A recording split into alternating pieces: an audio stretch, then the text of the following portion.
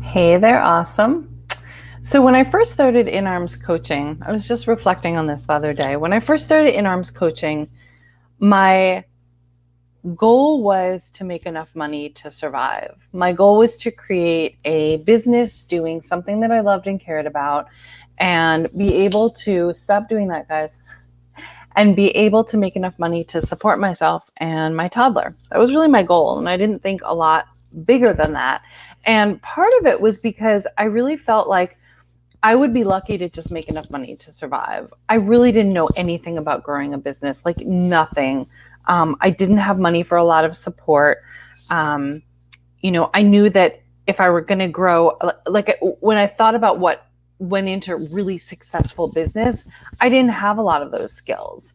I saw myself as super disorganized, not knowledgeable about marketing, like all these barriers to really growing a successful business. And for many years, I just worked on surviving and making enough income to support myself and my kid. And as the business grew and as I learned more, and was able to hire on help and get support, one of the things that I kept bumping up against was that my vision of a successful business owner wasn't someone who had a lot of the weaknesses that I have. And that really blocked my ability to think about creating really large scale success, like more than pay the bills sort of success, like the kind of success where, things are just really, really easy and there's savings and investments and college funds and paid off mortgages and stuff like that. And what I always thought was, my weaknesses in this realm will really prevent me from having a successful business. And so it's been like this huge piece of learning that I don't have to know how to do all the things really well in order to have a business that thrives. And I wanted to bring that to you today because I was talking with someone, I was giving this great example the other day of one of my weaknesses. I'm a big picture thinker. Like I get great big ideas. And then the minutia of them, the details of them completely are beyond my capacity. And they also make me crazy. Like I get a little frantic thinking about details and minutia and like the tiny, tiny nuts and bolts of something happening. So I remember, stop that. I remember last winter, I got the idea for an event that I wanted to hold. And, Diggy, stop. Hey. And I'm sorry, I just had to throw a pen at my dog because otherwise he's going to start barking. It didn't hit him. I got this great idea for, I thought the UPS guy was coming and that would have set off a cacophony. Anywho, I got this great idea for this event that I wanted to do, like an evening virtual event. And I wrote the copy and I put it out over the newsletter list. And I, told people how they could pay me to reserve a spot. And I got really excited about it. And the next morning, my assistant, Sarah, who's freaking brilliant, like at everything that I'm not, she emailed me and she said, I just want to let you know, I saw the event that you sent out last week and I saw that, you haven't, this is so me, you guys.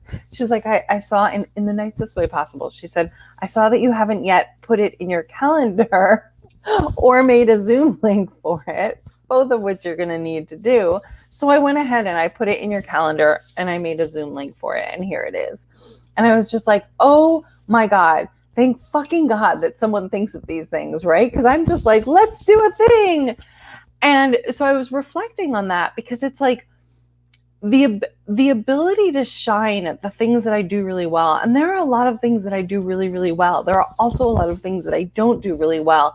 And my ability to successfully carry out the visions and the ideas that I have and the concepts that, that I believe in entirely depends on the team under me who does things like actually puts the events that I create in my calendar so I don't overschedule them, or creates the Zoom link so that people know where to go on the day of the event.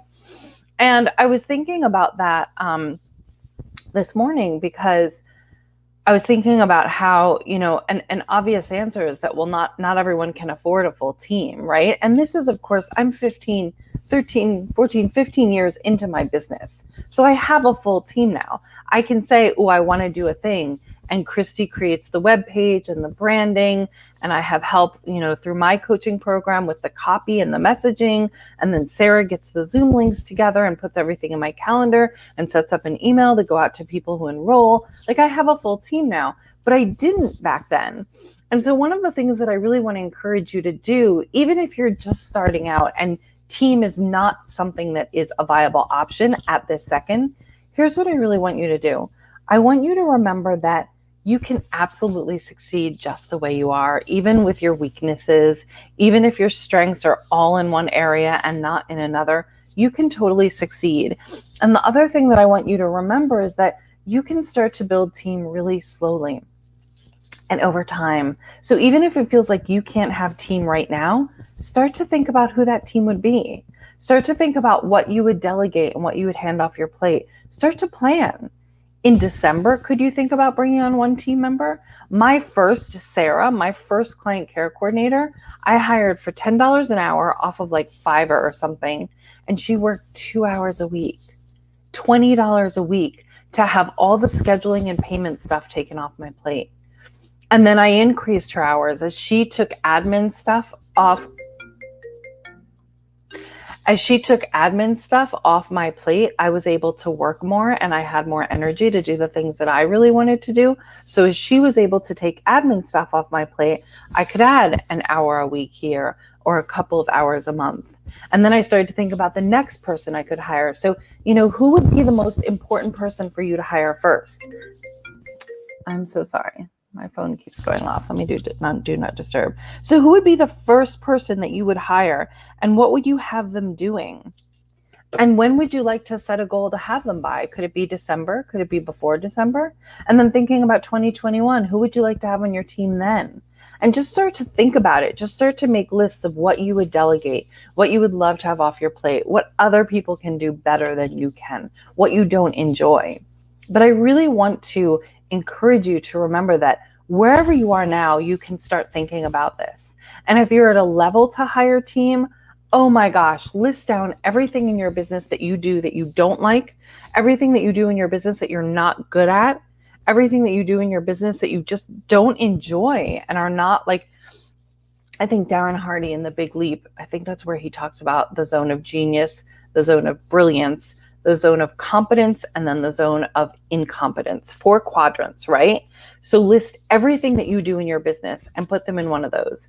Either it goes into your zone of genius, like the thing that you're here to do, or it goes into your zone of brilliance. You can do it pretty well. It's not like what you're here to do, but you can do it pretty well and pretty easily.